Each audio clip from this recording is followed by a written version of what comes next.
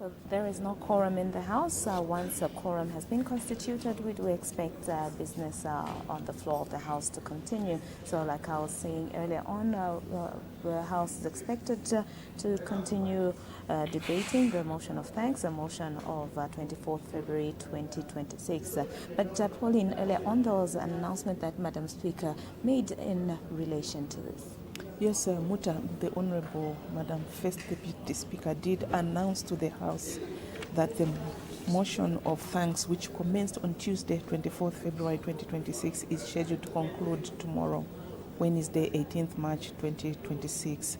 And in this regard, as earlier announced on Thursday, 5th March 2026, the remaining 2 days of the debate, today, Tuesday, 17th, and tomorrow, Wednesday, 18th March 2026, have been reserved for contributions from the Cabinet and the provincial ministers.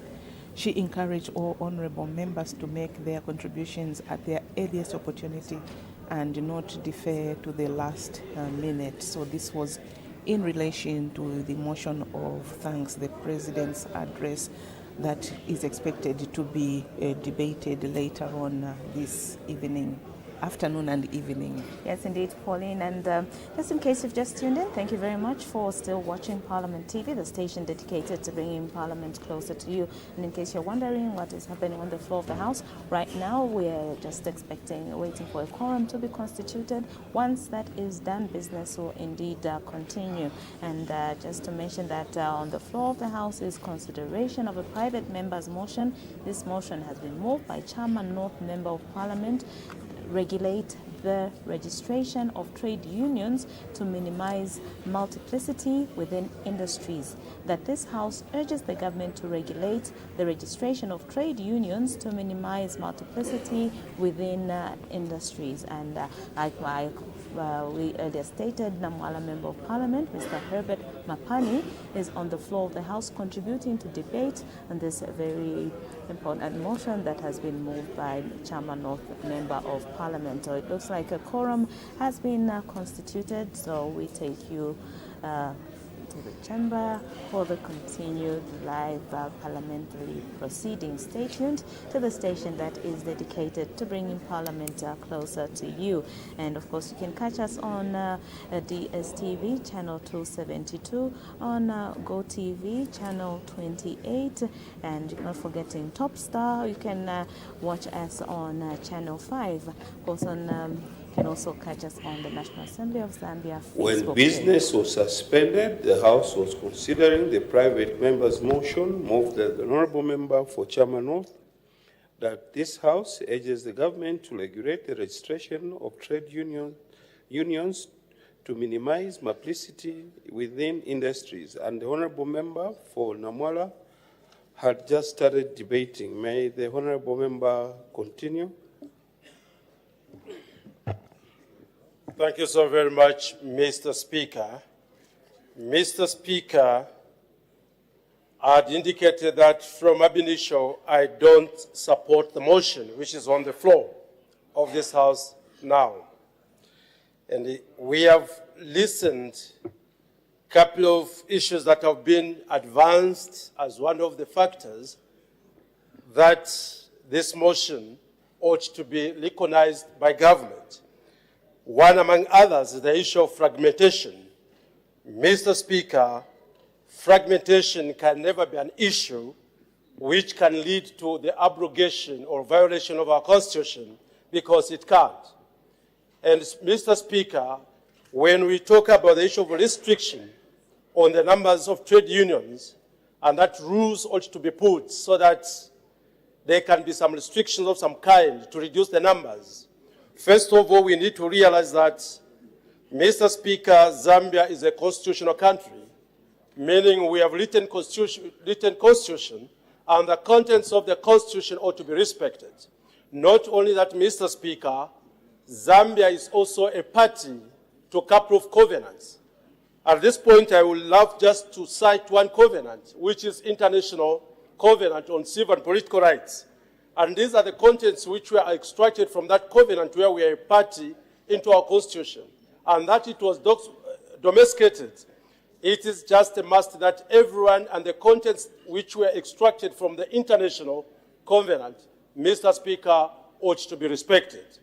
And not only that, Zambia is also a member or a part to the Universal Declaration on Human Rights.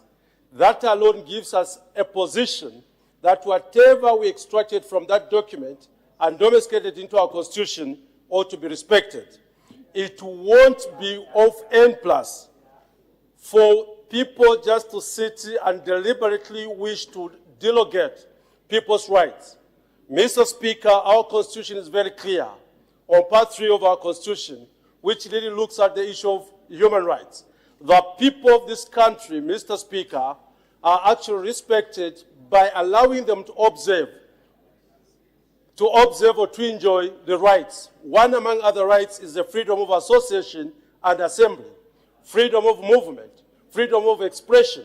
And this can only be achieved when our members, Mr. Speaker, or our citizens are allowed to decide which group they want to join and to advance their cause so that at the end of the day, the Zambian people, those who so wish to join trade unions, can choose which trade union they feel will represent their aspiration. And it's from there that, Mr. Speaker, I, Herbert Monomapan, Mr. Speaker, will stand ready not to protect or not to allow this motion to go through, because this motion purely stands to curtail people's rights, which is very unconstitutional.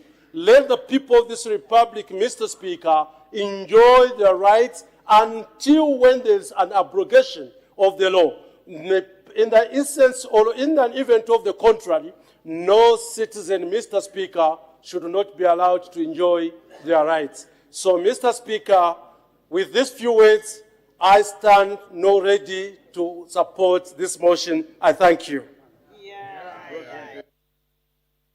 The Honourable Member for Luwasenshi.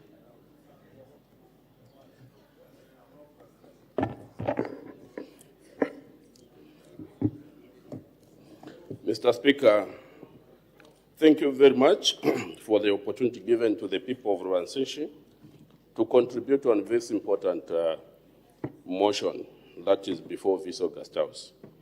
And I'll try to speak in terms of providing counsel and advice, especially issues relating to the Constitution. First and foremost, this country called Zambia, we respect our Constitution.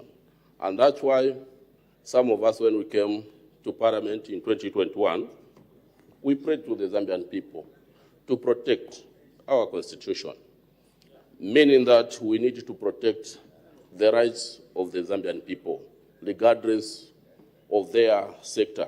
In this case, Honorable Speaker, you agree with me that when you talk of unions in Zambia, we have two mother bodies, namely ZCTU and FFTUZ, which is Federation Free Trade Union of Zambia and Zambia Congress of Trade Union.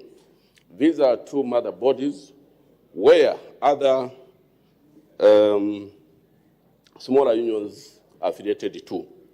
So when you talk of representing their rights at the workplace, Mr. Speaker, it's important to realize that the workers, they have their rights to belong to their union of their choice.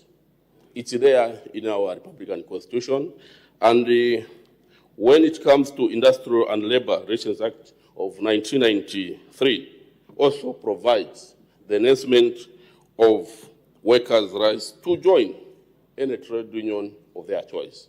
Then we also have another act, which is 2020 Act, which also talks about promotion of human rights, where the workers are free to join any union of their choice. So my advice is that, one, we have Ministry of Labor. We have these two mother union bodies that needs to harmonize and seek guidance on how this issue should be forwarded, especially to the President of this Republic, because he believes also in democracy, Mr. Speaker. So for this House to start talking about regretting, yes, because of the multiplicity of the unions in Zambia, yes, it's too much. We have to find a better way of ironing this issue, because there is a bit of tug of war when it comes to representing the workers at the place of work. I will cite an example. When you go to the mines, Mopani Copper Mines, KCM, Lubambe, Kansanshi, Lumwana, and the other big mine companies, you find that there are a lot of unions. This one claiming that we have to represent the best interest of the workers. This union also claiming the same. So at the end of the day, it's the workers who are at times being misrepresented. Therefore, for me, there is this part where we need to protect the workers' interest. Then there is also this part to ensure that those representatives from the union side really represent their workers accordingly. And this is where maybe the gap is, or that's where the problem is. How can we drive this process to ensure that there is a win-win situation? For me, Mr. Speaker, my advice is that these two unions, first and foremost, they have a better understanding when it comes to some of the challenges and how these challenges can be minimized. Then there is also part of the government. We have Ministry of Labor, which also supposed to ensure that there is a win-win situation. So for me, Mr. Speaker, the way this motion has been framed, I have difficult to support it because it's talking about regulating.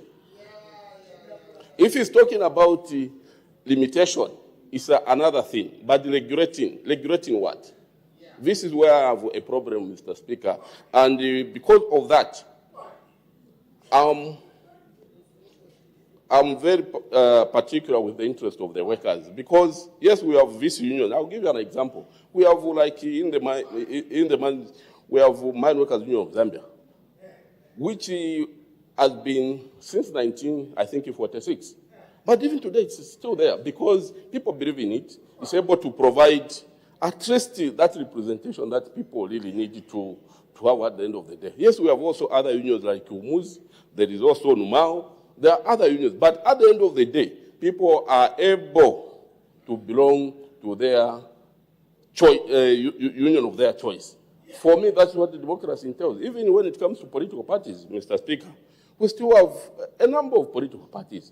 When it comes to voting, people are able to vote their candidate based on that political party that they want. So when you talk of democracy, why is it that we need to regulate now? For me, it's about leaders who have that mandate to represent their workers, to represent them accordingly. If there are challenges, for me, we have these two mother bodies who should start the process. Then by doing that, for me, I can able to support them. And going forward, when you talk of regulating, it's important to be realistic. Why is it that government wanted to regulate? They want to kill democracy? For me, I believe in democracy. On that one, definitely, I cannot support. Therefore, Mr. Speaker, in the best interest of time, the people of Rwansenshi, they are saying they still have a better right in terms of bringing up this motion other than regulating. Why do we want to bring confusion where there is no confusion? I think there are two mother bodies already who are supposed to bring these issues, and from there, very easy to have more input other than the way it is. Because for me, the way this motion has come, it's purely trying to kill democracy, which the workers out there are enjoying to belong to their union of their choice. I submit to you, Mr. Speaker. Thank you. The Honorable Minister of Labor and Social Security to respond.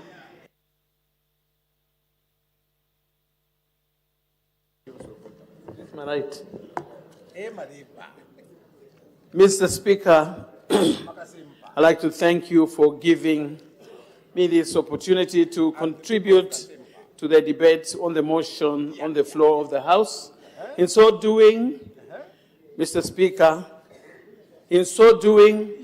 I'd like to first congratulate our two honorable colleagues who have been appointed recently by President of the Republic of Zambia to serve as cabinet ministers at the Ministry of SME Development, Honorable Mufunelo Malama, and at the Ministry of Health, Dr. Katakwe. Mr. Speaker, Article 21, listening to the debate and the motion itself and the seconder, Article 21 of the Constitution of Zambia, Chapter 1 of the laws of Zambia provides for employees' rights to unionize. However, Mr. Speaker, Section 2D of the same article provides for reasonable conditions to be established in other pieces of legislation relating to procedures on how employees form and belong to unions. Mr. Speaker, these conditions are contained in the Industrial and Labor Relations Act, Chapter 269 of the laws of Zambia. Under the same law, Mr. Speaker, the Tripartite Consultative Labor Council is empowered to prescribe such other conditions relating to formation of unions. So those two points must be observed. Our Constitution, which gives the powers to belong, and indeed the other piece of legislation that provides for conditions that enable this process to be done in a mature and style of workers governing themselves. Currently, as we have heard from other speakers and the mover of the mission, Mr. Speaker, there are 121 registered trade unions in Zambia, with 16 being in the education sector alone. I'll repeat that.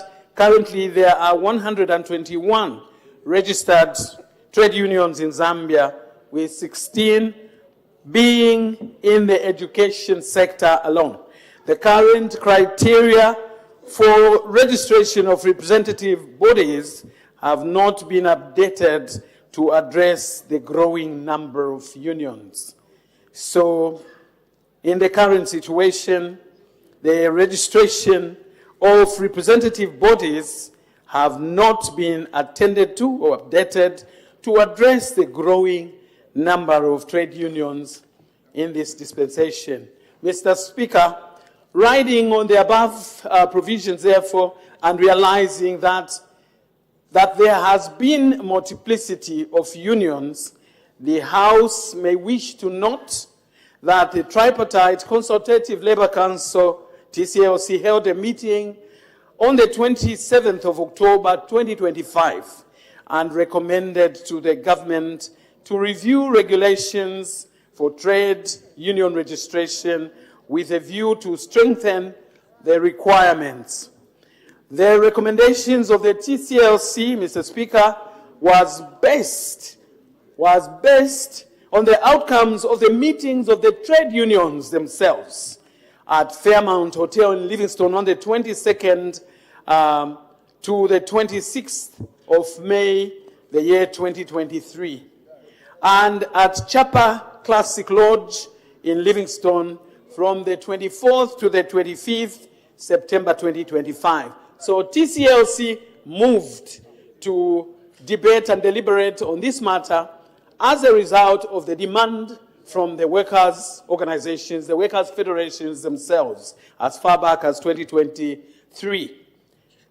Mr. Speaker, it is worth noting also that the recommendations of the social partners, the union leaders of the umbrella bodies, the mother bodies, are in sync with ILO conventions, which they take extra care for their guidance when they make decisions. So the recommendations of the social partners are in sync with ILO conventions which seek to protect workers' rights in places of work and the right to organize, and also resonates with the constitutional provisions. To that end, Mr. Speaker, the government working together with the employers and trade unions formulated a draft statutory instrument, a draft of recommendations which has been passed on to Cabinet for consideration and further guidance. Mr. Speaker, the proliferation of trade unions has negative effects on productivity due to the loss of working hours resulting from prolonged negotiations with numerous sectoral unions. This problem, Mr. Speaker, is further compounded by fragmentation of unions within the same industry or sectors. We have seen in the education sector, which can dilute collective bargaining as well, strength, and cause uncertainty to both employers and employees. Mr. Speaker, I give this background to demonstrate to the motion, the promoter of the motion, to say government is way ahead of this motion, and given that recommendations have also been put in place, going to Cabinet to review, it is unnecessary, Mr. Speaker, for us to entertain this motion because the mover would have been aware that government and the tripartite partners are already working on this. On this ground, Mr. Speaker, I do not support the motion because we have already done a lot of work way ahead. I submit. Thank you. The Honourable Member for Chairman North, wind up debate. Thank you, Mr. Speaker, for this opportunity. First and foremost, I want to salute the seconder of this motion, Honorable Gordon Mwila, Member of Parliament for Mufulira Central, for ably supporting this non-controversial motion. May I also take this opportunity also to salute Honorable Banda, Member of Parliament for Chimwemwe, for also supporting this motion. I also acknowledge the honorable members who have debated against this motion. Mr. Speaker, listening to what the Minister of Labour has said, in principle, I think the government is agreeing with this motion, because the issues I raised here about effects of multiplicity of trade union and affecting productivity, this is what the Minister has been saying. I've just been informed that on the 5th August 2025, there was a meeting at Sandre's Recreation where the Minister of Justice was there, Federation of Free Trade Unions, Zambia Congress of Trade Unions, to come up with a statutory instrument to regulate multiplicity of trade union. So, in my view, I think this motion is not controversial, and the government is supporting this motion. Mr. Speaker, if we are going to shoot down this very, very important motion, in case most of you may not know, this is a very popular motion among the Zambian workers in this country, because this motion is meant to safeguard the majority of the workers who are currently suffering because of multiplicity of trade unions. Coming from the trade union, I'm aware that some of these splinter unions which are being formed are not being formed to safeguard the interests of the Zambian worker. No wonder they are competing for union contribution. So, indeed, this motion is a slap on the face of the Zambian workers, and if the government cannot implement it, another government which is going to be elected possibly this year is going to implement this to ensure that we protect the interest of the Zambian workers. Mr. Speaker, when you are saying regulation, we are not saying that we are stopping workers forming trade union. Even the Zambian constitution says for you to be a member of parliament, there are regulations. You have to reach a certain age. You have to have certain qualifications. So we are not saying that every Jim and Jack should just work out and form trade union just because they have lost elections, which is disadvantaging the interest of workers. So with these few remarks, Mr. Speaker, I believe that the government is not just sincere to admit that already they agree with this motion. So with those few remarks, I thank you, Mr. Speaker. Thank you. I put the question. The question is that this House urges the government to regulate the registration of trade unions to minimize multiplicity within industries. As many as of that opinion say aye. Of the contrary say no. The noes have it. The noes have it. The question is in negative. The clerk will read the orders of the day. Thanks. The President's address. Motion of 24th February. Resumption of debate. Any further debate? The Honorable Minister of Local Government.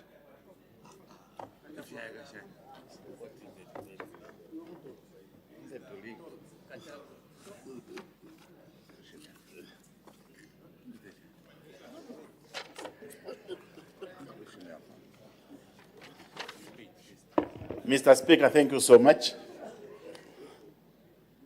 Mr. Speaker, I wish to thank you for according me this opportunity to render a statement on the address delivered to this August House on the 20th of February 2026 by His Excellency, the President of the Republic of Zambia, Mr. Hakainde Hichilema, on the progress made in the application of national values and principles.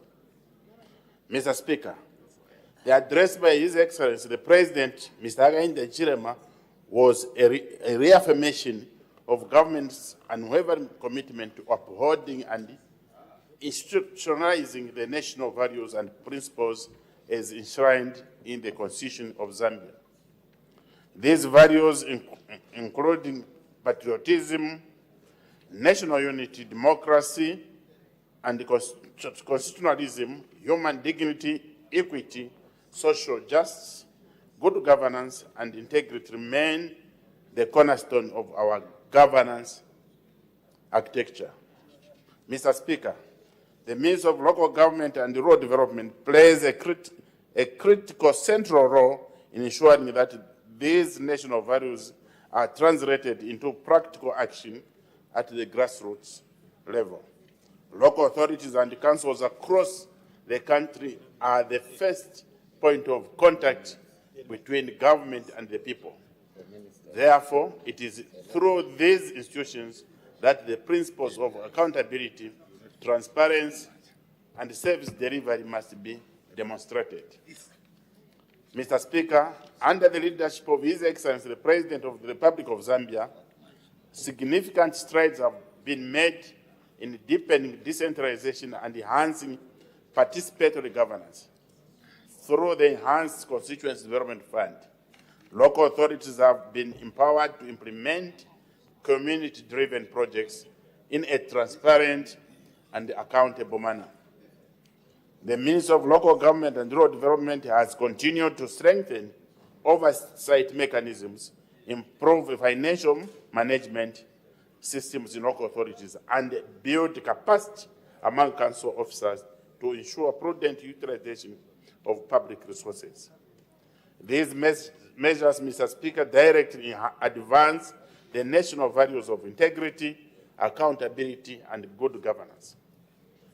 As a ministry, we remain committed to promoting inclusive development through decentralization and effective local governance.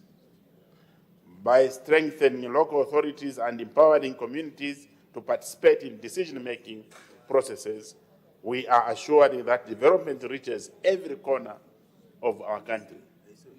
Mr. Speaker, the Constituency Development Fund has become one of the most practical tools through which the government is promoting equity, social justice, and community participation.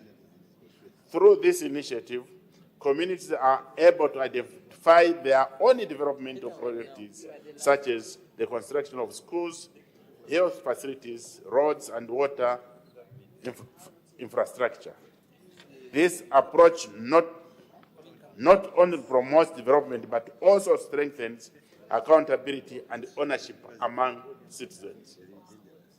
Mr. Speaker, government's deliberate policy direction to ensure equitable resource distribution across all provinces and constituencies is a practical demonstration of our commitment to social justice and inclusiveness. Through the Constituency Development Fund bursaries, community projects, youth empowerment grants, and women empowerment initiatives, vulnerable and marginalized citizens are being integrated into national development processes. This is consistent with the constitutional obligation to promote human dignity, equity, and equal opportunities. Mr. Speaker, the President's address underscored the government's resolve to strengthen democratic governance and constitutional order. At the local government level, we have enhanced citizen participation through ward development committees and strengthened transparency in the council operations. Public participation frameworks have been institutionalized to ensure that development priorities reflect the will and the aspirations of our people. This is a practical application of democratic principles and participatory governance. Mr. Speaker, the Ministry has continued to collaborate with oversight institutions such as Anti-Corruption Commission and the Auditor General's Office to curb financial mismanagement in local authorities. We have reinforced internal audit functions, digitized selected financial processes, and promoted zero tolerance to corruption. These measures are aligned with the national value of integrity, ethical leadership. Mr. Speaker, government remains committed to fostering national unity and cohesion. Development initiatives are being implemented without discrimination on the basis of region, ethnicity, political affiliation, or social status. Through rural infrastructure development, water and sanitation programs, and integrated urban development planning, we are ensuring that no community is left behind in our quest to attain inclusive growth. Mr. Speaker, the address by His Excellency the President was not only mere a constitutional formality, but a reaffirmation of government's moral and constitutional obligation to entrench national values and principles in every facet of governance.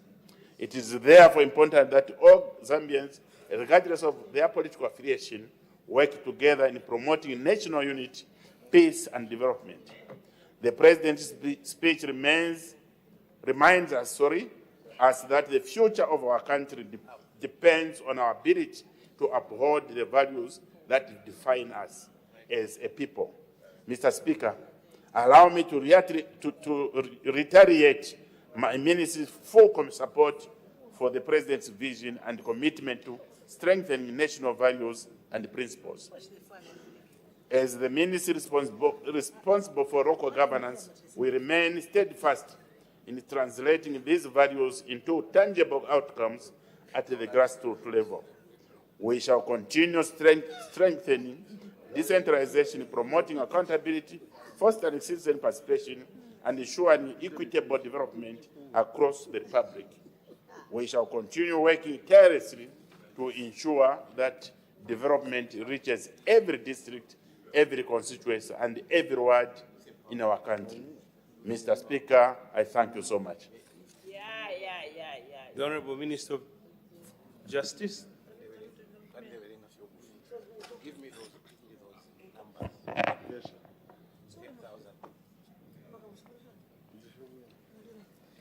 Gender. Yeah, Emma Justice.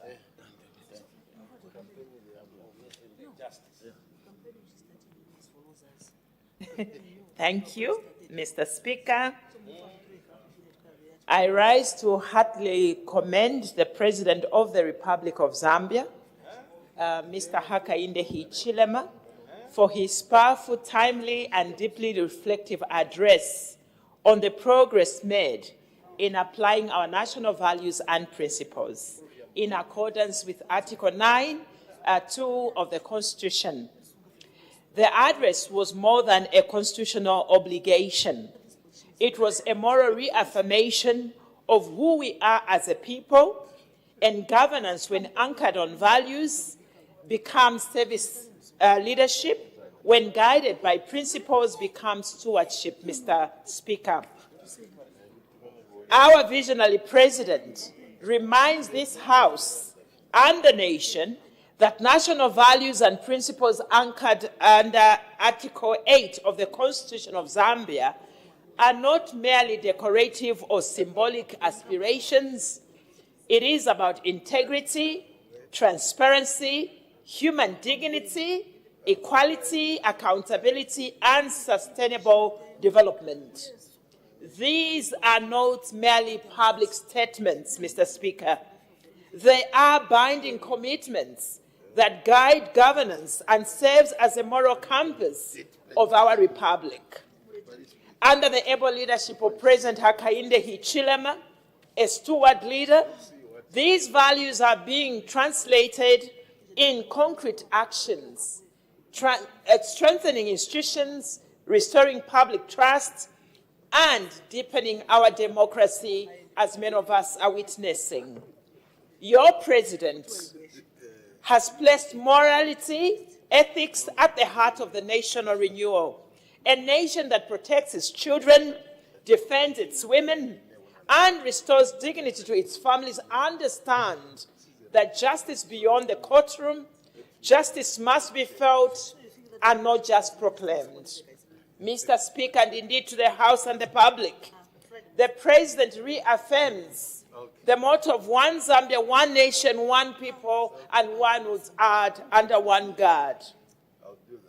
The constitutional patriotism is in action when we speak to these values, eradicating the cartelism, as my earlier colleague has already alluded to, in the public space, and restoration of public order in marketplaces and bus stations, and visible signals of the rule of law is non-negotiable under the New Dawn government.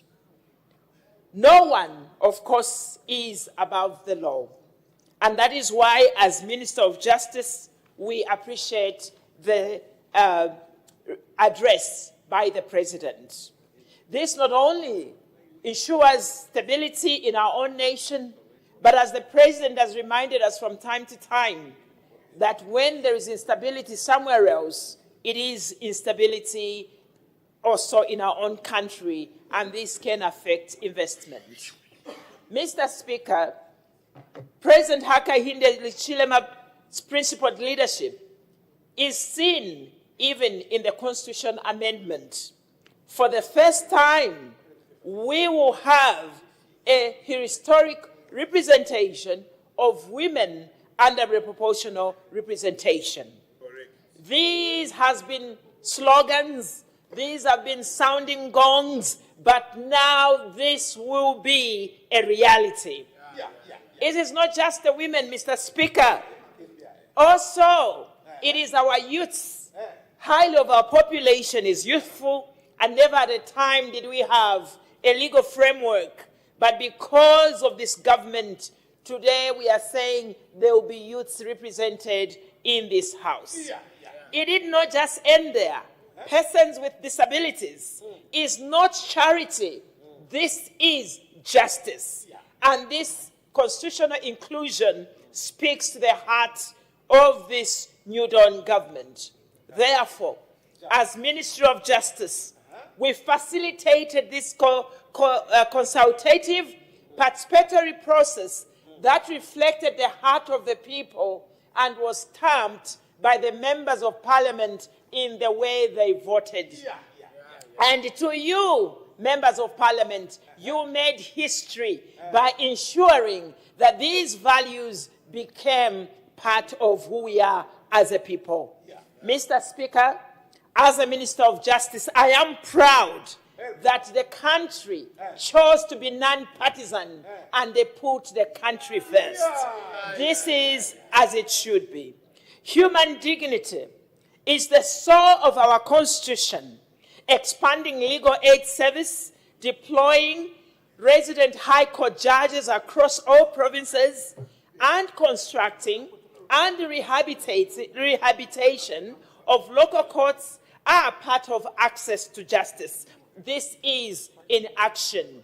That is why the Legal Aid Board has now grown its offices from 11 in 2021 to an intended 35 by 2026, which will be completing this year. Bringing legal services closer to the other communities is critical. Mr. Speaker, therefore, budgetary support for legal aid service increased from 19.460 in 2021 to a whopping 102 million and 12 in 2026. This represents 425% increment. What do we know? That where your money is, that is where your what?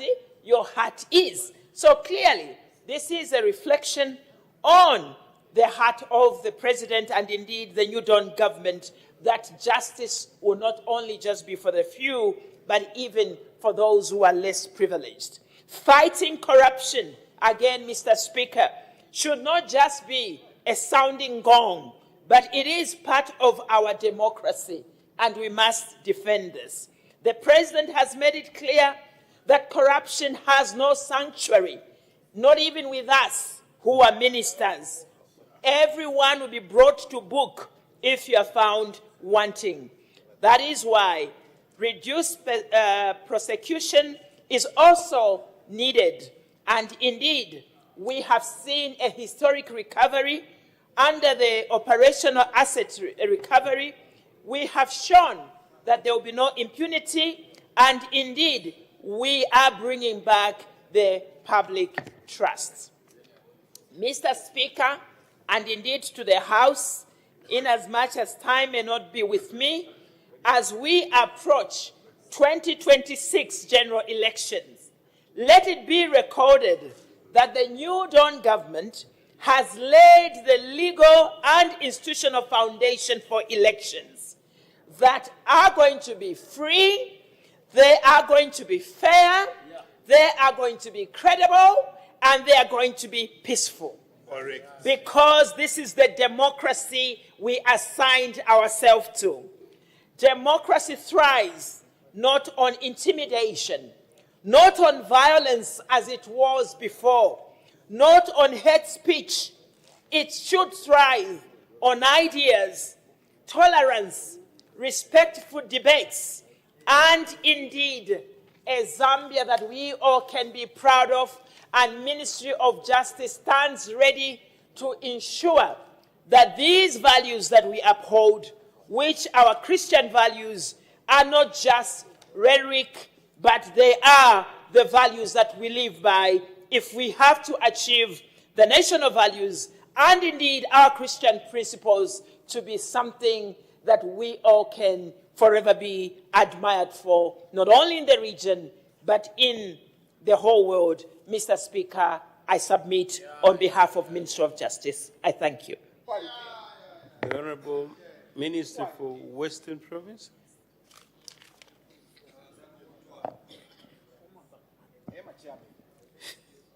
Thank you for according me this opportunity to contribute to the debate on the well-articulated and inspiring speech made in this August House by the Republican President, Mr. Hakainde Hichilema, on 20th February 2026, in relation to the progress made in the application of our national values and principles in line with Article 9.2 of the Constitution. Mr. Speaker, the speech made by the President was very elaborate and ably presented to this House. I will therefore confine my response to the values and principles relating to patriotism and national unity, human dignity, equity, social justice, and non-discrimination, as well as good governance and integrity. Mr. Speaker, one of the hallmarks of the New Dawn administration has been the restoration of the rule of law, order, and peace, as opposed to the past where chaos was the order of the day. I therefore want to agree with the President when he stated on page 9 of his speech, and I quote, under the New Dawn administration, there has been an unprecedented reduction in political violence and cadreism in our country. Under our watch, there is no room for political violence and cadreism in our country. Under our watch, there is no room for political violence. There is no room for cadreism. There is no room for lawlessness. Let me be clear, no one is above the law, end of quote. Mr. Speaker, it is common cause that elections now are being held peacefully, unlike in the past where pangas were a common feature. On balance, the general citizens go about their business peacefully without even paying attention that there are by-elections going on, apart from the communities in the affected wards and constituencies. For example, Mr. Speaker, since August 2021, we have had 14 by-elections in Western Province, occasioned by and large by national attrition, and our party, of course, walloped the others, and these were done under peaceful arrangements, and most of the people did not even know that there were by-elections going on. Mr. Speaker, the New Dawn administration has indeed made remarkable progress in advancing human dignity, equity, social justice, equality, and non-discrimination in order to foster national development. We have seen a shift from partisan governance to national service. This administration has delivered development in an inclusive manner. Regions which were neglected and marginalized by past administrations now receive a fair share of the national cake. This administration refused to govern by division and patronage, as was the case in the past. Instead, it has chosen the harder but nobler path of inclusive development, healing the wounds of polarization, and stitching the fabric of our national unity. Mr. Speaker, allow me to give a few examples to demonstrate how the New Dawn administration has delivered development in an inclusive manner in the context of Western Province. This administration has increased the number of beneficiaries on the social cash transfer from 112,000 in 2021 to the current 177,000, contrary to our competitors who used to tell the voters then that if we were voted into power, the social cash transfer would stop. This government also has increased the food security pack from the original 5,600 beneficiaries to the current 16,560. Mr. Speaker, one of the biggest achievements of this presidency and the New Dawn administration is that it has aggressively managed to stem the rural-urban drift by bringing opportunities that used to take people to the line of rail to rural areas. These include skills development and provision of secondary school bursaries, increased access to electricity through the Rural Electricity Authority, and the provision of empowerment programs. Mr. Speaker, through skills development, communities in rural areas are now able to form companies and cooperatives that compete and get contracts for various jobs in their local areas. Through provision of secondary school bursaries, children in rural areas have more opportunity to complete secondary school and further their education. The New Dawn administration has continued expanding access to electricity, especially in the rural areas, which others fail to do. For instance, this administration has connected Mitete district to the national grid for the first time since independence.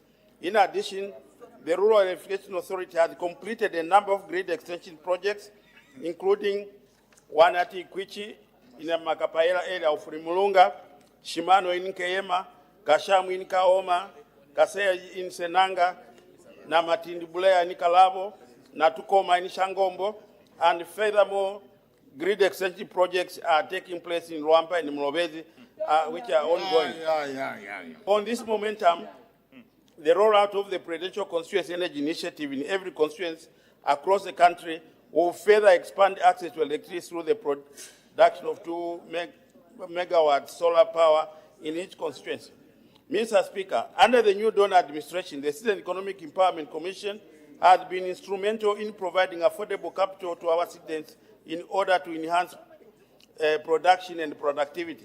For example, the Commission recently provided a loan amounting to 27 million to 4 cooperatives in Congo in order to boost rice production and productivity.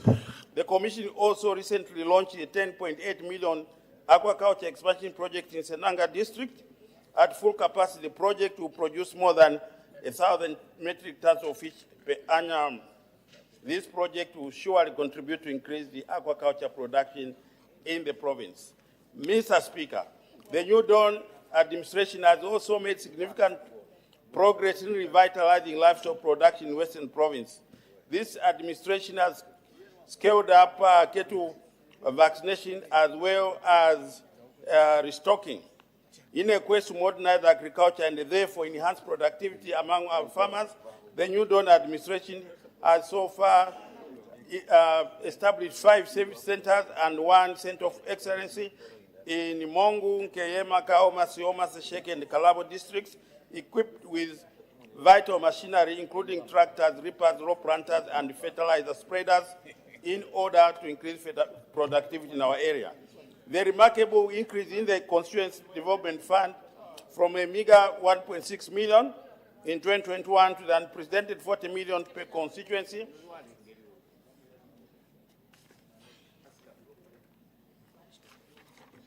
this year continue to empower local communities to determine their own development priorities on an equal basis, regardless of their political affiliation. The enhanced CDF continues to bridge the long-standing disparity between the rural and urban areas.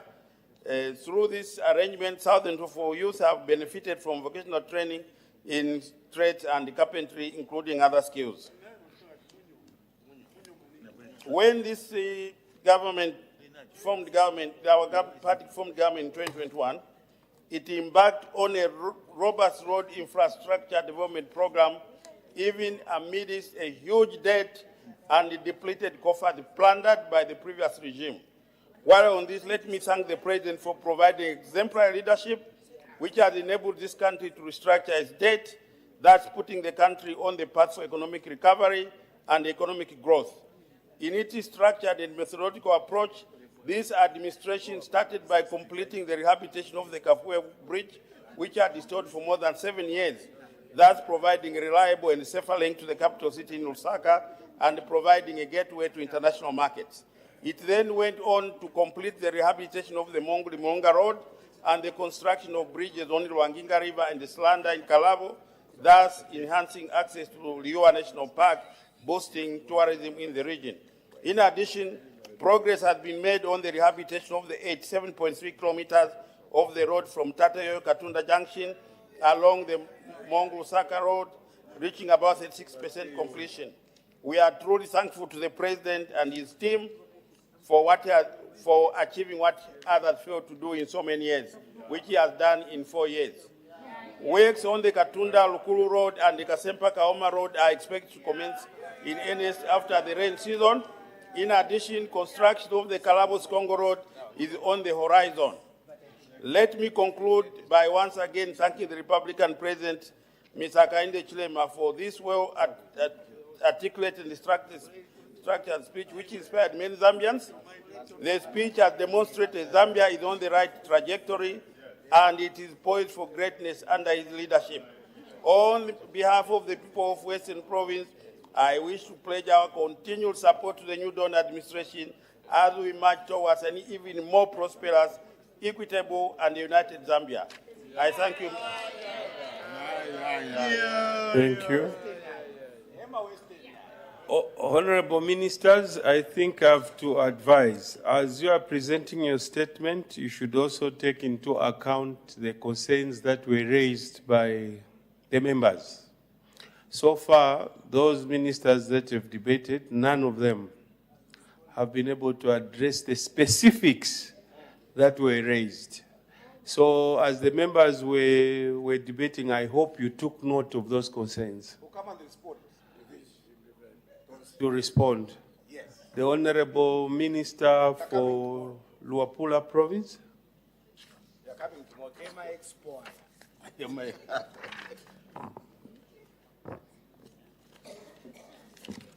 Thank you, Mr. Speaker. It is with profound gratitude and singular honor that on behalf of the good people of Luapula, I have a rare privilege to debate and support the presidential address on the progress made in the application of national values and the principles delivered to the 5th session of the 13th National Assembly on Friday, 20th February 2026. From the onset, Mr. Speaker, I wish to put it on record that the presidential address was well thought through, well researched, it was on point, well articulated, and it did succinctly address fundamental issues anchored on our national values and principles as a people. Mr. Speaker, I will narrow my debate just to two issues. Number one, democracy, constitutionalism, and patriotism. Mr. Speaker, the country witnessed a landmark constitutional amendment that ushered what was deemed an impossibility, a mixed member proportional representation at both National Assembly and the local government level. This milestone will guarantee effective representation at all levels of governance. And we can't wait to see a new look parliament where the voice of the youths, women, and different able persons will be heard and respected. Now, that is the democracy that the New Dawn administration, under the able leadership of President Hakainde Hichilema, has delivered in just 4 years. This was deemed impossible. Mr. Speaker, this new constitutional order will not only address effective representation as a result of eminent delimitation of larger constituencies, but will also result into equitable resource allocation to all areas. And as per your guidance, I will delve into this aspect because some members, especially the Member of Parliament from Mpika, questioned the equitable resource allocation. Mr. Speaker, at this stage, allow me to commend all honorable members of Parliament on your left, although most of them have already knocked off. I say so because those MPs declined to follow narrow partisan interest, instead decided to side with the country, and that is patriotism. Posterity is slowly dawning. We've already seen the MPs that were against Bill 7, they are now jostling for new constituencies. We know them and we tell their voters that who akana okwera akana no kocha. Meaning when you fail to work, don't expect to feed. We have also seen that Chilubi Island with 24 wards is now being recommended for delimitation. The area MP was yesterday in Kasama defending himself against the non-support for Bill 7. But he was quick to support delimitation yesterday, which was in Bill 7. That's why I've said, akana no kocha. But this is also hypocrisy with gigantic magnitudes, because you can't fail to support, but at the same time you go back to the same thing that you demolished. Don't want to work, don't eat. Mr. Speaker, the New Dawn administration has demonstrated that all men were created equal, and that we are strong when we are united as a country. This government has rolled out development across all corners of the country without discrimination. And the Luapula province is a true witness to this infrastructure development. The NCDF, which has been increased exponentially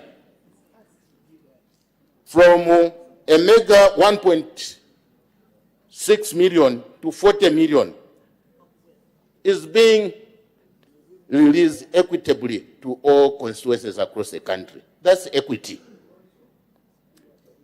In Kawambwa and Luapula, we have seen that all wards are now construction centers and sites. We've seen construction of maternity annexes, health posts, classroom blocks, markets, police spots, ablution blocks in schools and public places, thereby bringing public services closer to our people. That is what the new Dawn administration has been able to achieve. Mr. Speaker, members from your left were demolishing this government when we experienced load shedding.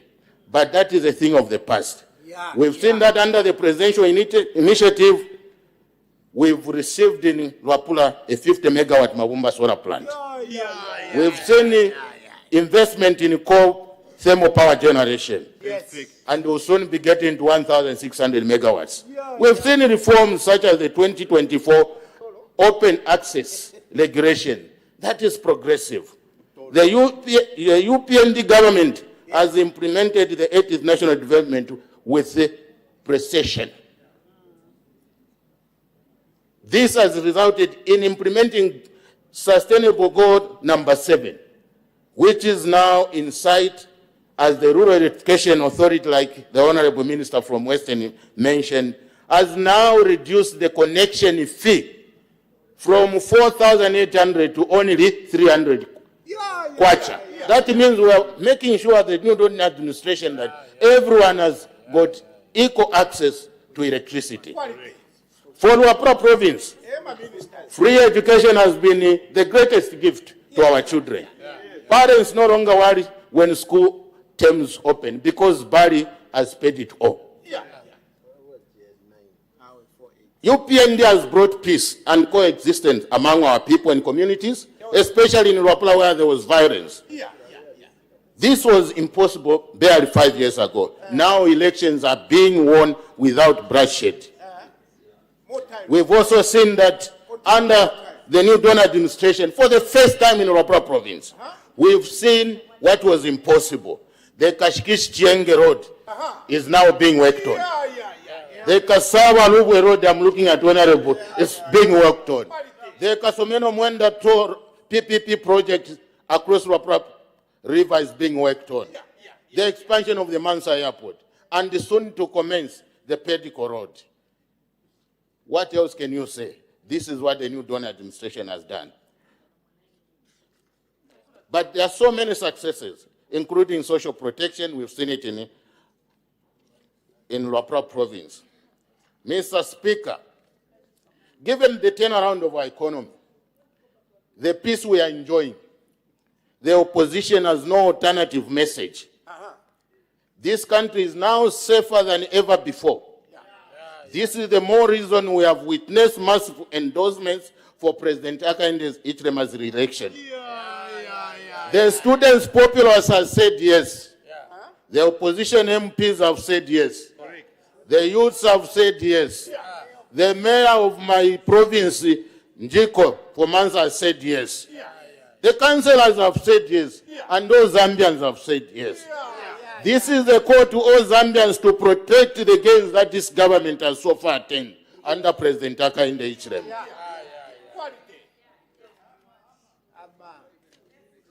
Mr. Speaker, the people of Luapula overwhelmingly support this presidential speech.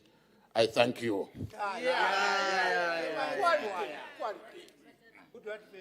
The Honorable Minister for Copperbelt Province.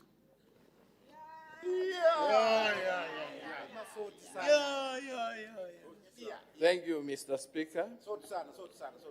I rise today with a profound sense of duty and pride on behalf of the people of the Copperbelt Province to offer this vote of thanks in support of the eloquent, visionary, and data-driven State of the Nation address delivered by the President of the Republic of Zambia, Mr. Hakainde Hichilema, on Friday, 20th February 2026.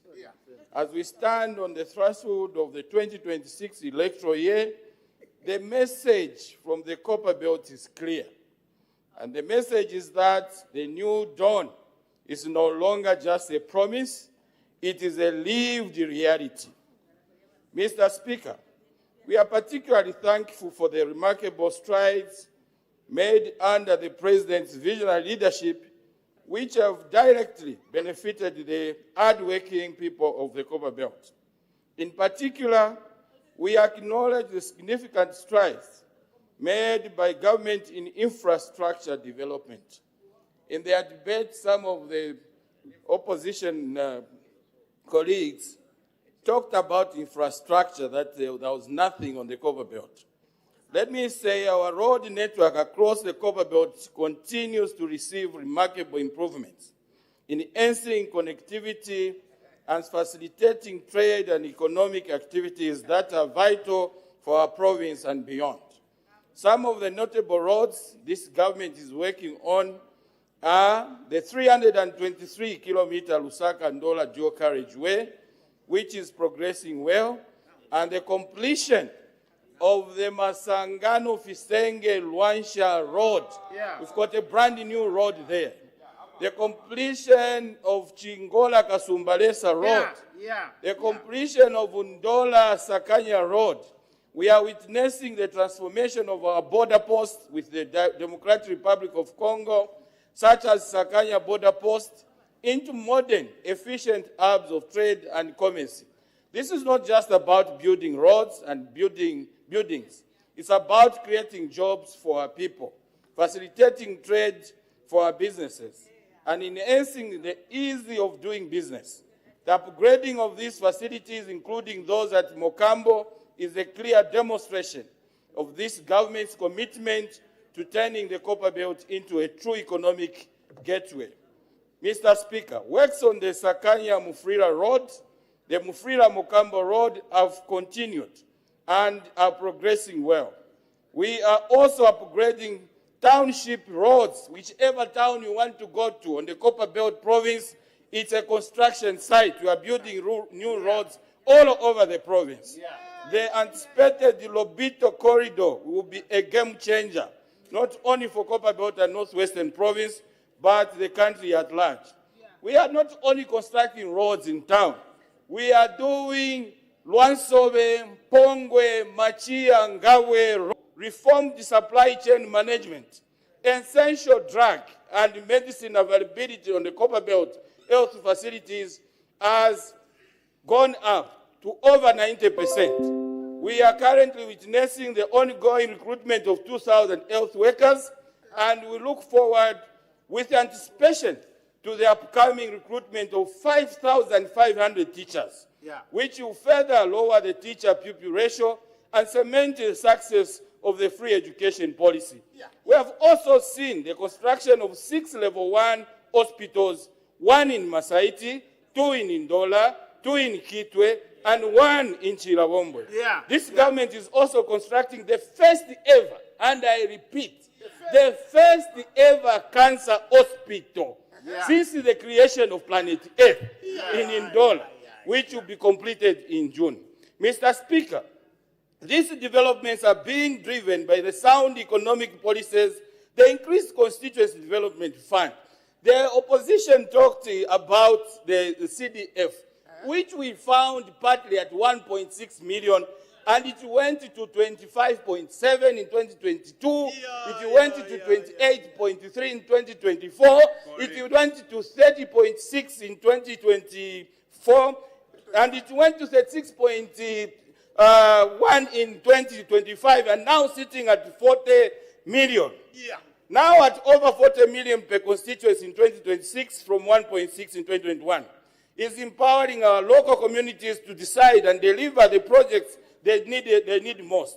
The increased constituency fund is construction of maternity annexes, boards, health posts, classrooms, blocks, bridges, clinics, schools, desks, and provided thousands of youths and women with empowerment grants, skills development, and secondary schools, bursaries across the province.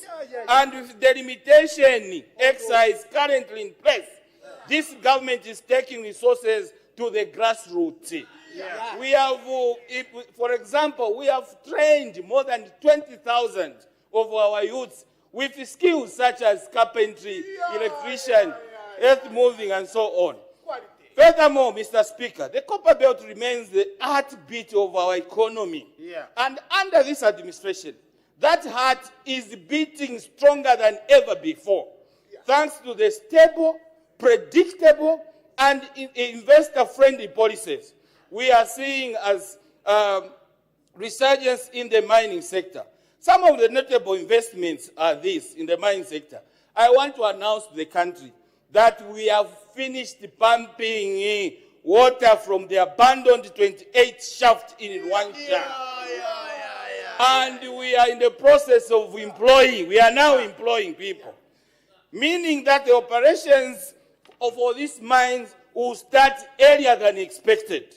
Operations at both Mopane, Copper Mines, and KCM now are on track. KCM continues with its corporate social responsibility by putting up the roads which have been done in Chingola and Chirabombwe. Feasibility studies are being done at Mongomba Mine Limited, and come fourth quarter this year, shaft sinking will be commenced. I think my brother, Honorable Minister of Mines, will add more salt on this, salt sand. But, Mr. Speaker, under President Ichilema's stewardship, we have achieved remarkable stability in all economic fundamentals. The Kwacha has emerged as one of the best performing currencies in the world. Reflecting confidence in our reforms, GDP growth is projected to exceed 60%, which we found at -3. Mr. Speaker, the government continues to invest heavily in the water sector, with the number of construction and rehabilitation being undertaken.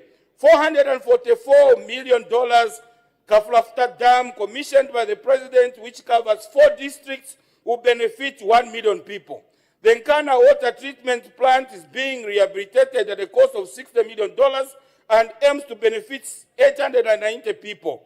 The 156 million euros for Mulonga water, the recirculation system in 3 districts, will benefit also 508 people. Mr. Speaker, as we look ahead of the August 2026 general elections, I humbly appeal to the people of Zambia, and especially resilient citizens of the Copper Belt, to give President Hakainde Hichilema and the UPND a resounding victory. Let us choose progress over stagnation and unity over division. Let us not derail the progress we have made. Let us keep the country in capable hands. Let us ensure continuity, stability, and the consolidation of the economy and social gains we are now beginning to enjoy. Mr. Speaker, when you look at the newly coined slogan of Soti Sana by the students and the people of Copper Belt, Balanda Chichikwanka, Bachimwena Kumampalanya, meaning you know them by their fruits. It is showing automatically that because of the works and what President Hakainde has done on the Copper Belt province, come 13th August 2026, Copper Belt is giving almost double what they gave President Hakainde in 2021. Thank you, and may God bless the people of Copper Belt. The Honorable Minister for Southern Province.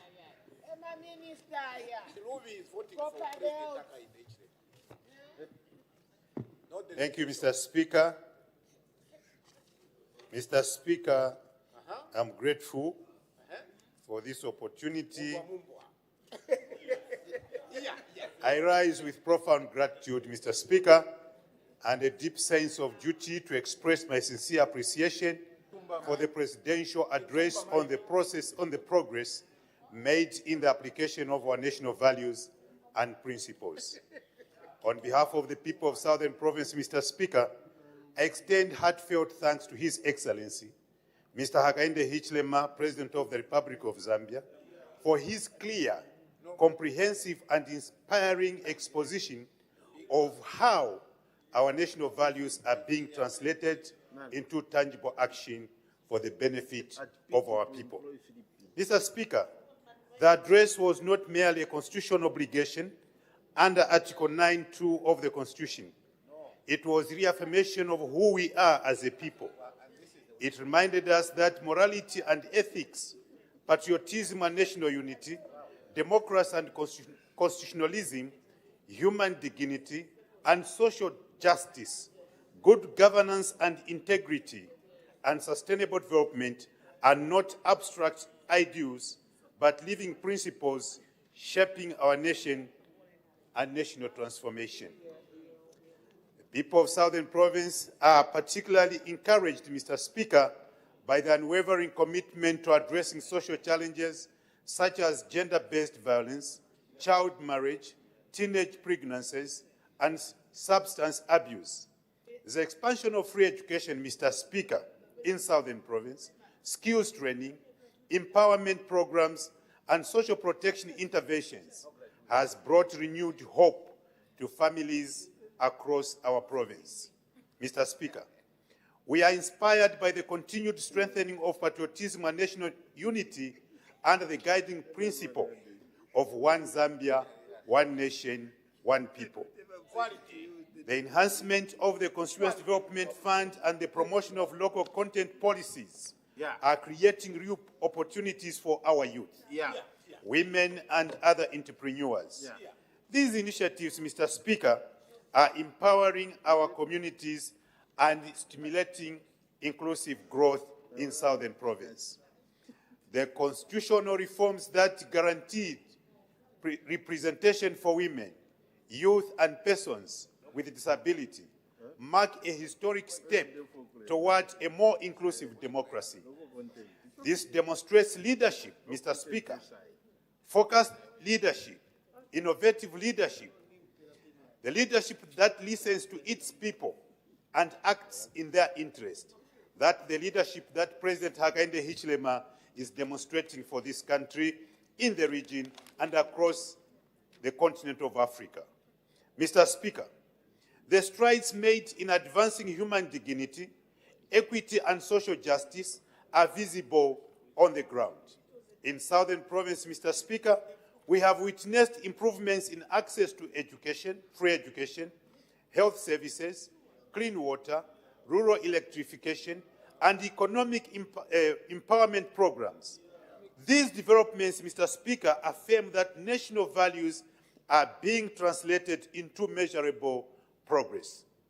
We also commend the firm stance on good governance and integrity, the fight against corruption, Mr. Speaker, and the recovery of public assets, both liquid assets, movable assets, and immovable assets, reinforce public trust and ensure that resources save the rightful owners, the people of Southern Province, the people of Zambia.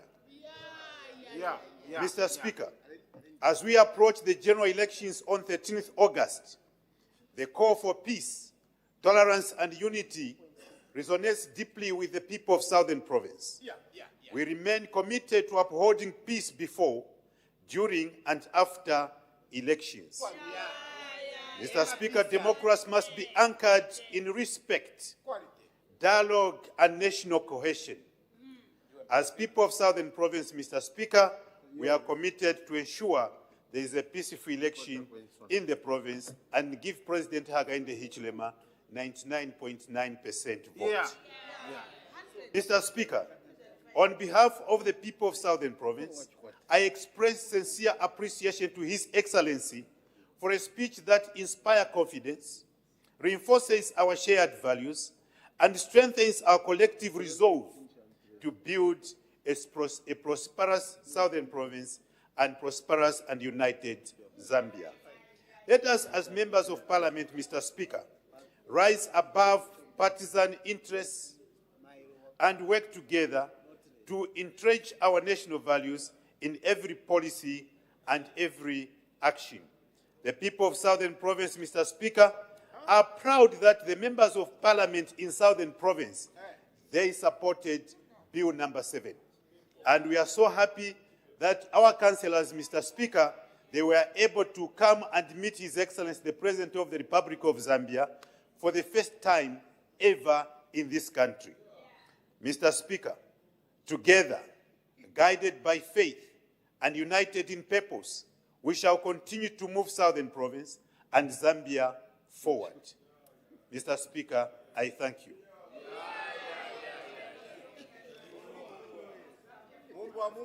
To the Honorable Minister of Foreign Affairs and International Cooperation.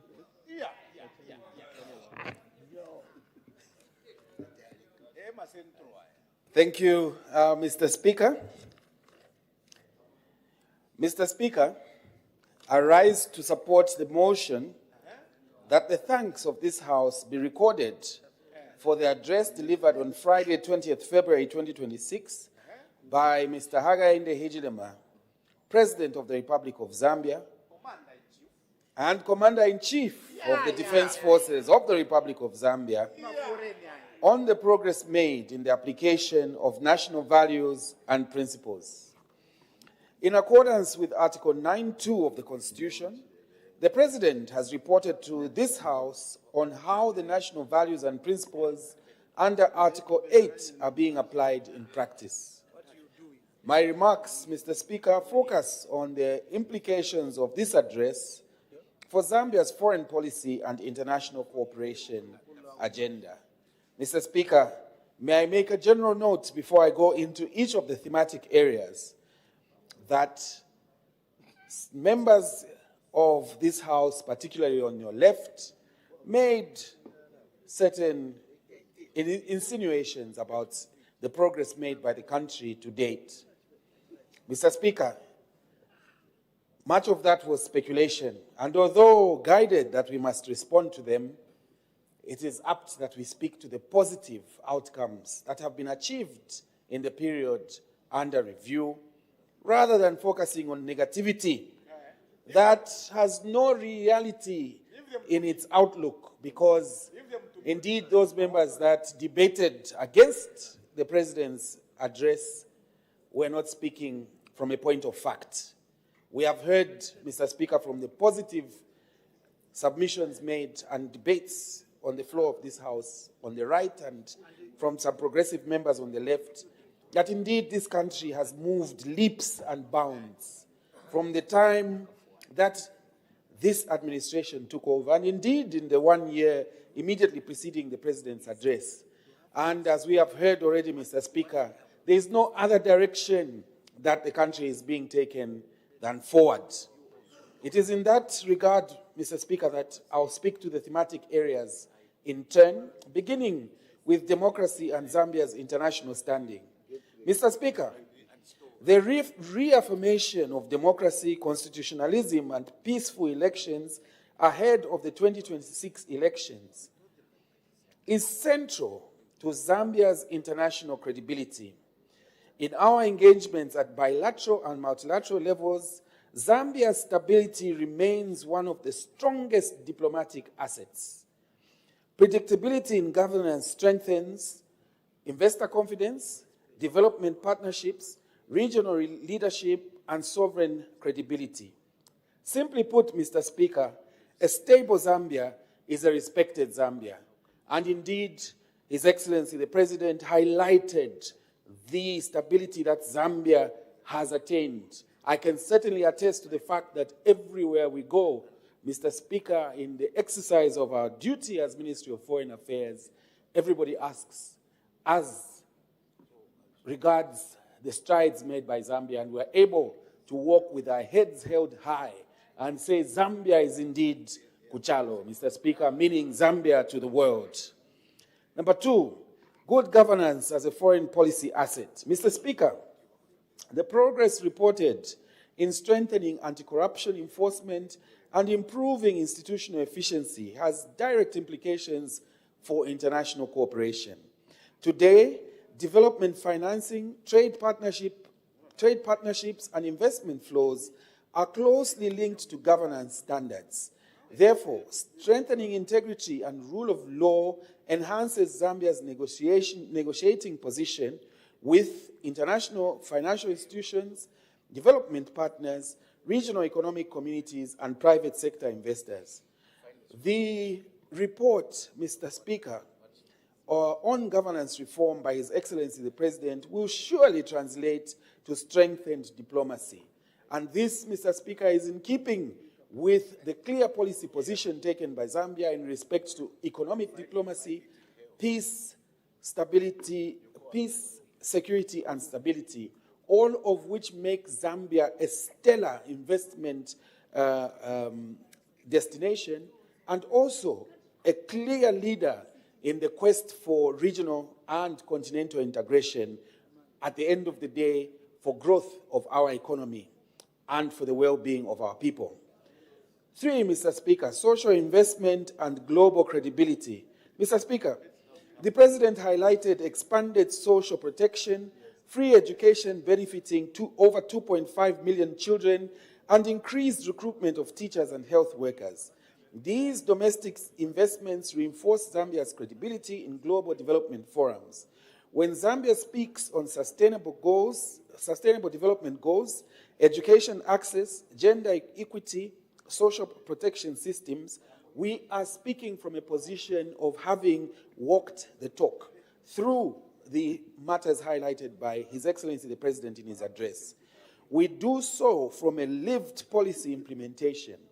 Therefore, Mr. Speaker, the report on domestic progress will further strengthen our international voice and give us the moral leg to stand on as we engage with investment partners and indeed with our partners in development.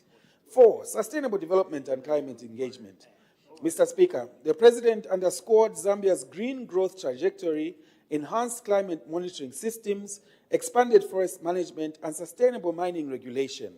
These efforts align with global climate frameworks and green financing mechanisms. As the Ministry of Foreign Affairs and International Cooperation, in collaboration with other sector ministries, we pledge to continue to advance Zambia's interests in the foregoing. Mr. Speaker, Zambia's interests in climate finance mobilization, responsible mineral supply chains, clean energy partnerships, and sustainable investment cooperation cannot be overemphasized. We believe that environmental stewardship will enhance economic diplomacy, and this is the backdrop of His Excellency's address in that regard. 5, macroeconomic stability and international confidence. Mr. Speaker, the improvements in macroeconomic fundamentals, including currency performance and easing inflation, provide a stronger foundation for our international engagement, international engagement, Mr. Speaker. Macroeconomic stability enhances debt restructuring negotiations, development financing access, trade expansion, and long-term investment attraction. The reported domestic fiscal discipline will enhance the effectiveness of our economic diplomacy, Mr. Speaker. Mr. Speaker, in conclusion, allow me to state that national values and principles, that is democracy, human dignity, and good governance, unity, and sustainable development, are not only domestic commitments, but outcomes for the people of Zambia. In other words, growth, growth, and more growth. Mr. Speaker, I support the motion, and I thank you. The Honorable Minister of Mines and Mineral Development.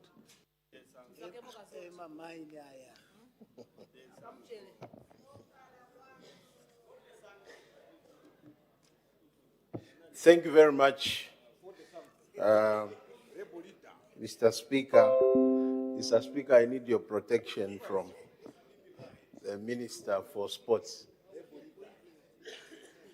Mr. Speaker, first and foremost, I would like to commend and thank His Excellency, the President of the Republic of Zambia, Mr. Hakainde Hichilema, for his timely and very inspiring speech.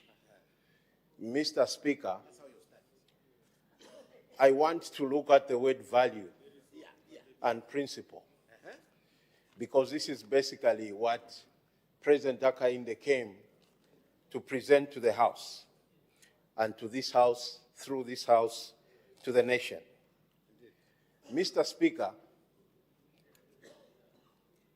I heard one of the debaters saying that his speech should have zeroed on 2025 into 2026. Mr. Speaker, you cannot talk about improvement in just 12 months when you've been running the country for the past 5 years. So when the president came, and we must be mindful, Mr. Speaker, that this is his last report before he goes back to the Zambian people to seek a fresh mandate. So he needed to give a wholesome report to the people of Zambia, that this is what we have achieved in the past 5 years. For example, I found CDF at 1.6 million. I've taken it to 40 million. That's a value. Because, Mr. Speaker, in his speech, he was showing how he values human beings. So he says, because I value you so much, I cannot be giving you a patri 1.6 million for development of a constituency. I must increase it so that development can cascade to all the corners of the country, and he has done it equitably, Mr. Speaker, in comparison to those who were releasing 1.6 million in peanuts. This constituency receives, because this one is not aligned, it doesn't receive. That is lack of value. That is lack of principles. But one who has principles and values every human being, regardless of which corner of the country they are coming from, he spreads with one button. All constituencies receive CDF, same amount of money. You call it a value. Mr. Speaker, I heard one of the debaters on the floor of the House saying that President Hakainde Hichilema and the Ministry of Mines and soldiers went to Kikonge to remove illegal miners who were Zambian youths who wanted to survive. You cannot survive in an illegal environment, because President Hakainde Hichilema and his team said they will not tolerate illegal mining. They want legal mining. They want formal trade. They want it to be done in a manner that is properly formalized.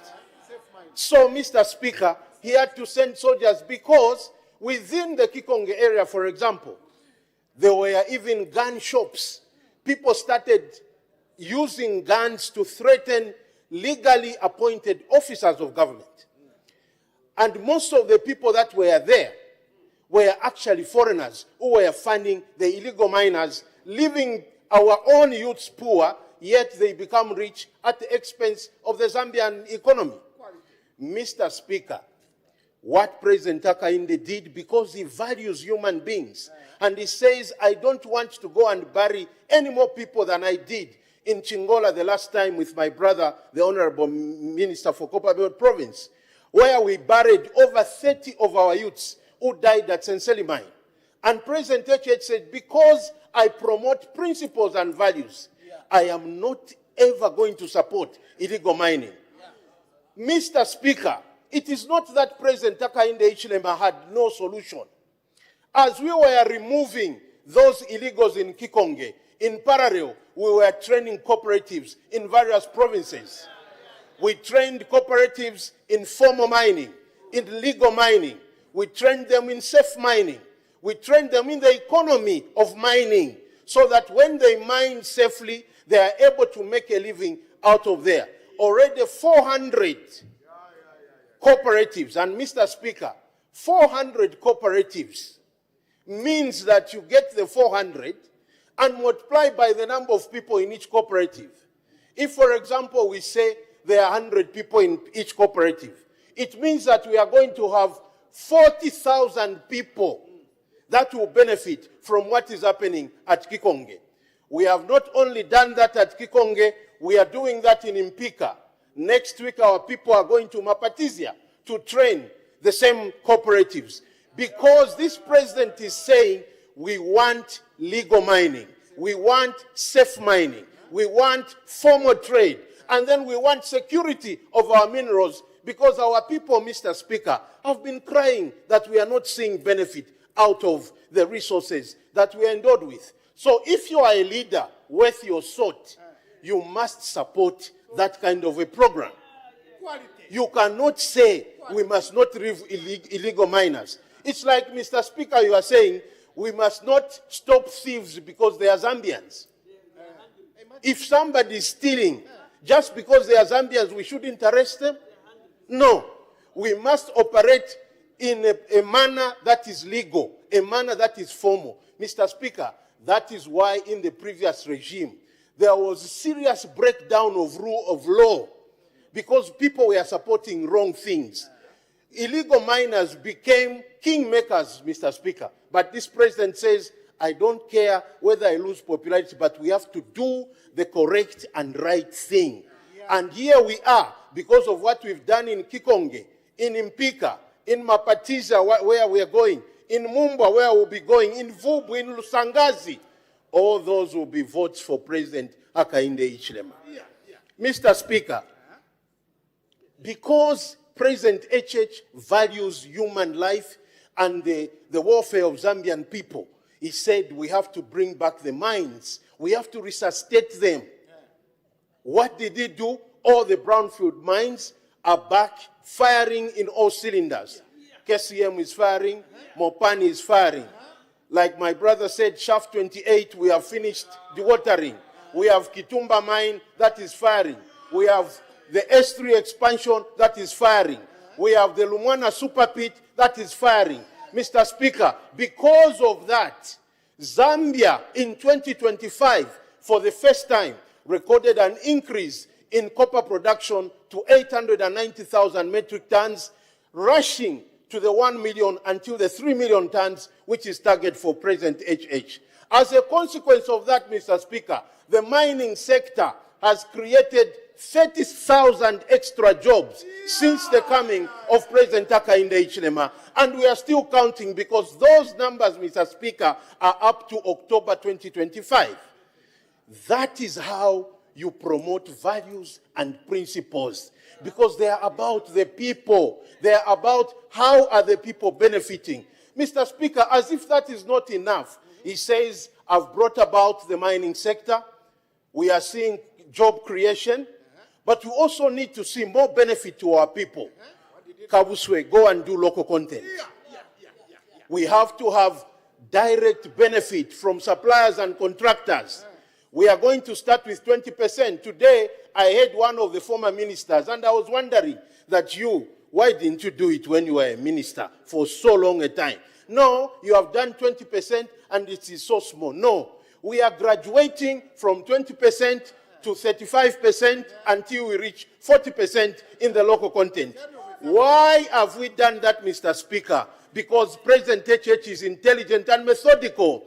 Zambians were living in abject poverty under PF. We need to build capacity, and capacity starts small. We need to train our people. We need to train our people to be proper suppliers and contractors. And as such, we must start graduating from 20% to 35% until we reach a minimum of 40%. So, Mr. Speaker, and that is why we have put the local content law in place. These are practical steps that are showing that President Hakainde Hichilema has promoted values and principles so that the lives of the Zambian people can begin to improve. Mr. Speaker, because of these things, we can see the Kwacha has begun breathing again. The Kwacha is showing strength. The economy is growing from negative 2.8%. It is now going to grow by over 5%. Because of these sound policies, inflation has gone down from over 20% now to a single digit, Mr. Speaker. That is what you call valuing people, having principles to make people live a better life. And that is why, Mr. Speaker, as I conclude, when he goes back on August 13 to seek a fresh mandate, the Zambian people are saying, yes, President Hakainde Hichilema, continue. Sot sana. I thank you, Mr. Speaker. Thank you very much, Honorable Minister. The Acting Leader of Government Business Adjournment.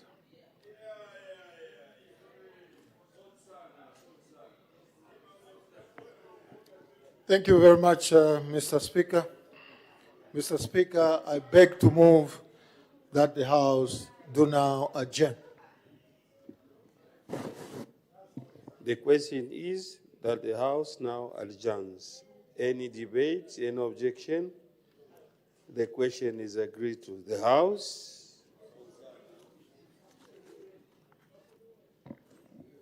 is now adjourned.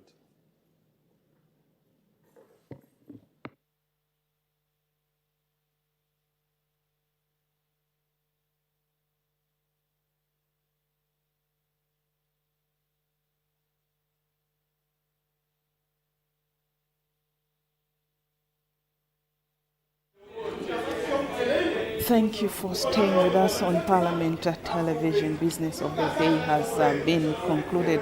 And before we end our live broadcast for today, we have a look at the business that has been discussed on the floor of the House today. Muta.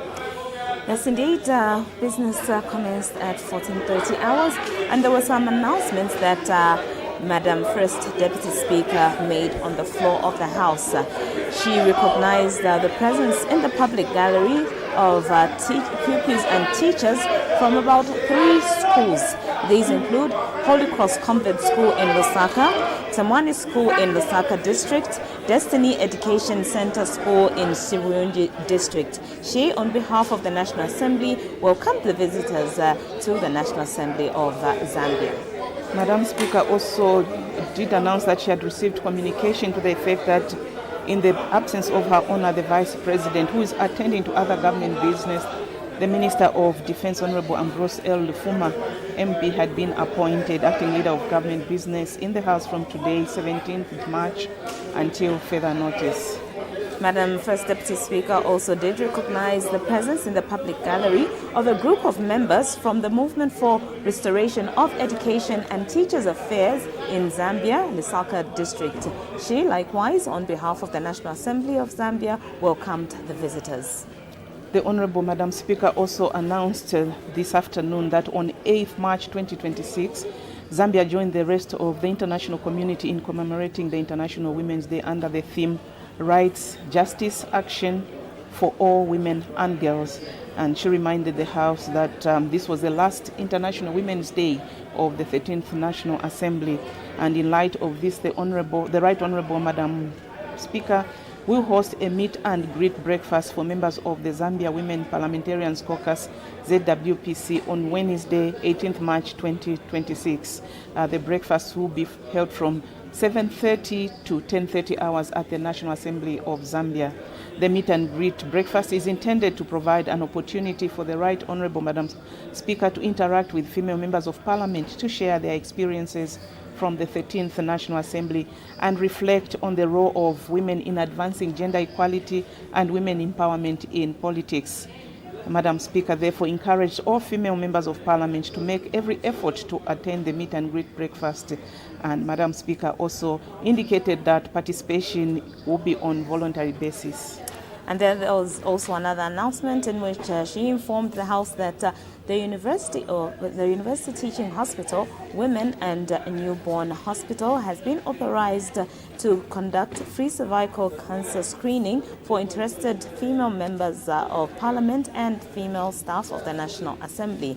She further said in her announcement that the initiative forms part of activities for commemorating the International Women's Day and is aimed at promoting early detection and prevention of cervical cancer. She did further say that the screening exercise started yesterday, Monday, 16th March 2026, and will run up to Wednesday, 18th March 2026 from 09 hours to 16 hours at the National Assembly Clinic, Parliament main buildings. She further encouraged interested female members of Parliament to take advantage of the very important health initiative. And in another announcement, the Honorable Madam First Deputy Speaker reminded the members that the debate on the motion of thanks, which commenced on Tuesday, 24th February 2026, is scheduled to conclude tomorrow on Wednesday, 18th March 2026. And in this regard, and as earlier announced on Thursday, 5th March 2026, the remaining 2 days of the debate, which is today, 17th March, and tomorrow, 18th March, have been reserved for contributions from Cabinet and the provincial ministers. She encouraged all honourable ministers to make their contributions at the earliest opportunity and not to defer to the last minute. Thereafter, the House then considered some urgent matters without notice, and after consideration of those urgent matters without notice, there was a question for oral answer understanding order number 82 that was considered on the floor of the House. And this question is a question of an urgent nature, which was posed by Kamfinsa, Member of Parliament, Mr. Christopher Kangombe, who directed his question to the Minister of Education. He wanted to know whether the government was aware that teachers who were recruited under the 2025 replacement category are experiencing financial hardship due to the prolonged delay in being placed on the government payroll. In the second part, what the cause of the delay in placing the teachers on the payroll is, and in the last part, he wanted to know when the teachers would be placed on the payroll, and the minister indeed did provide an answer. Pauline. Yes, Muta, and in response to this question, the acting Minister of Education indicated to the House that government indeed is aware that the teachers who were recruited under the 2025 replacement category are experiencing financial hardships due to the prolonged delay in being placed on the government payroll. And the cause of the delay, the minister did indicate that the delay was due to the gradual replacement system. And when the teachers will be placed on the payroll, the acting Minister of Education did indicate that the Ministry of Education, in conjunction with the Teaching Service Commission, is working towards ensuring that the teachers are placed on the payroll by 31st July 2026. And then after that, the House then moved on to consider questions for oral answer understanding order number 80. These are questions of an ordinary nature. And the first question that was considered was question 250, a question that was posed by Chinsali Member of Parliament, Mr. Mkosa. His question was directed at the Minister of Health, and his question, which he asked in two parts, he wanted to know in the first part how many malaria-related deaths were recorded in Chinsali district from 2021 to September 2025, year by year. And the second part of the question, he wanted to find out what measures the government was taking to prevent and control malaria in the district. And for the malaria-related deaths that were recorded in Chinsali year by year, that is from 2021 to September 2025, the response was that in 2021, 30 deaths were recorded, 2022, 16 deaths, 2023, 13 deaths, 2024, 14 deaths, and 2025, 9 deaths. And in the second part of his question, where he wanted to know the measures the government has taken to prevent and control malaria in the district, the minister did indicate that the measures included distribution of long-lasting insecticide-treated nets through mass campaigns and routine antenatal and EPI services. Another measure was environmental management to control mosquito breeding. The third measure that the minister did mention was the deployment of health community workers. Another measure was prompt diagnosis and treatment using rapid diagnostic tests and some other therapies. And then the other measure that the minister did talk about was strengthening malaria prevention in pregnancies, and lastly, the introduction of the malaria vaccine. So these are the measures that the minister outlined, saying that these have been put in place by the government to prevent and control malaria in Chinsali district. Yes, Muta, we had another question, understanding order number 80, and this question came from Chiluvi Member of Parliament, Mr. Amlenga Fuve, and this question was directed to the Minister of Education. And the first part of the question, he wanted to know how many beneficiaries there were on the Keeping Girls in School program as of August 2025 countrywide, and part B of the question, which province had the highest number of beneficiaries, and part C, whether the government has any plans to increase the number of beneficiaries under the program.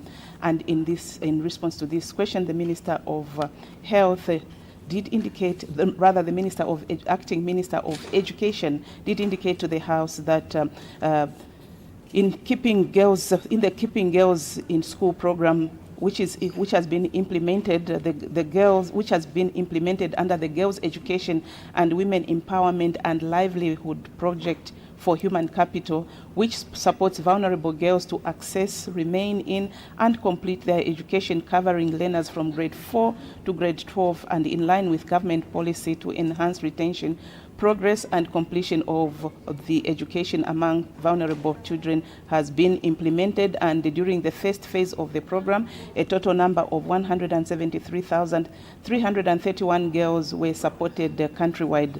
And the second phase, which commenced in January 2025 and has continued to scale up support as of August 2025, a total number of 113,695 girls had been supported across the provinces of the country, demonstrating government's continued commitment to expanding access to education for disadvantaged girls. And the minister did indicate that further, under the higher education component of the program, 3,047 female students had been supported through the Higher Education Loans and Scholarship Board, and 108 beneficiaries have since graduated. And part B of the question, the province with the highest number of beneficiaries, the minister did indicate that the beneficiary selection under the program is guided by the poverty rankings and the concentration of social cash transfer beneficiary households with the school-going kids.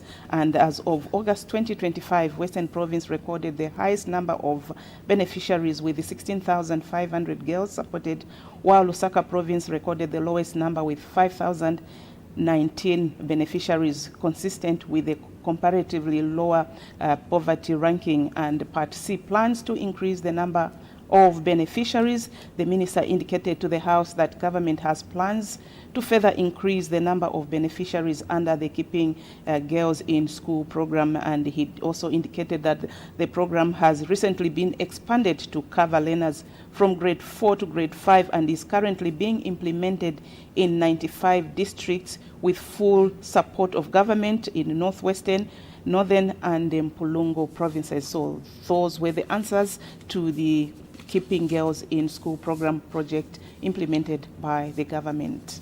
Okay, so those are just some of the questions that were considered on the floor of the House and some of the answers that were given on the floor of the House by the various ministers to whom those questions were posed.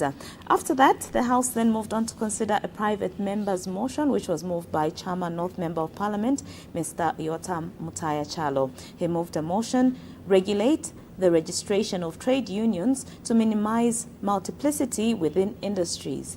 That this House urges the government to regulate the registration of trade unions to minimize multiplicity within industries. And this motion was seconded by Mufulira Member of Parliament, Mr. Gordon Mumba. But of course, there were many members of Parliament who contributed to debate on this particular motion, among them Chimwemwe Member of Parliament, Mr. Allen Banda, Mr. Mishek Nyambose, and we also had Namwala Member of Parliament.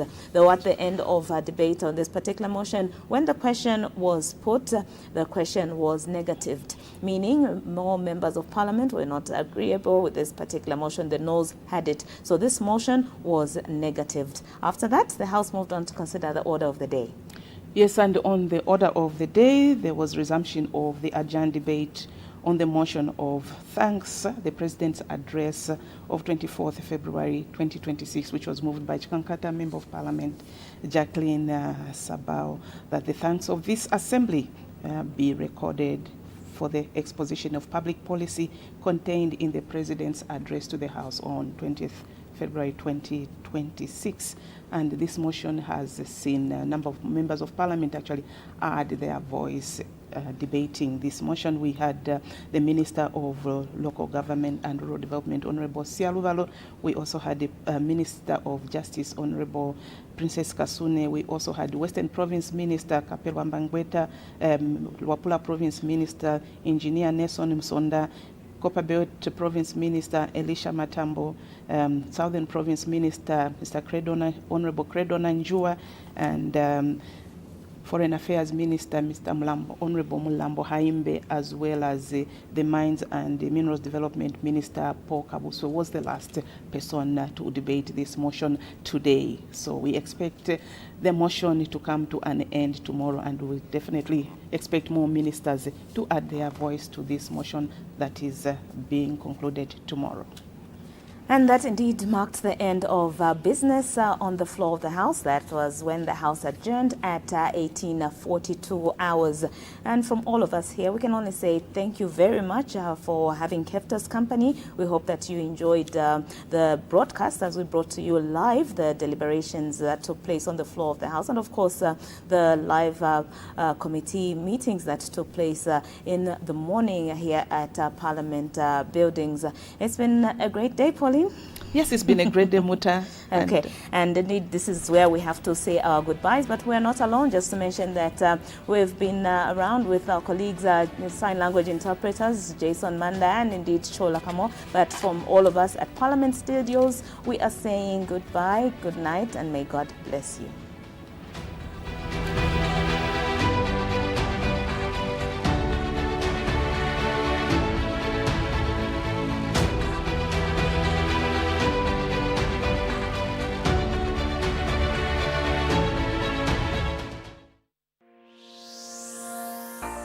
Here is an announcement. The National Assembly of Zambia wishes to inform all the candidates who attended interviews for various positions conducted between 13th November and 26th December 2025 that the recruitment and selection process has been concluded.